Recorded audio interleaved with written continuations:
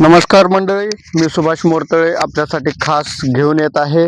सध्या लातूर जिल्ह्यामध्ये पावसाने भरपूर थैमान घातलेला आहे आणि पूर्ण पाऊस झाल्यामुळे या शेतीची पूर्णपणे दयनीय अवस्था झालेली आहे।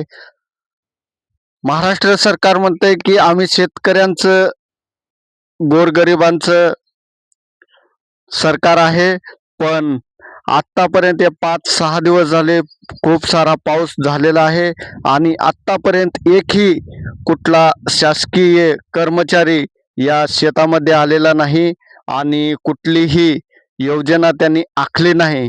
तर मी यूट्यूबच्या माध्यमातून सरकारला एकच सांगू इच्छितो, तुम्ही आत्तापर्यंत जे काही केलं नाही ते आत्ता तुम्ही जागे व्हा आणि पंचनामे करण्यासाठी तयार राहा आणि लवकरात लवकर या शेतकऱ्यांना पंचनामे करून जे काय वाटोळं झालं असेल तर त्यांना नुकसान भरपाई द्यावी, हीच माझी आपणास नम्र विनंती। धन्यवाद।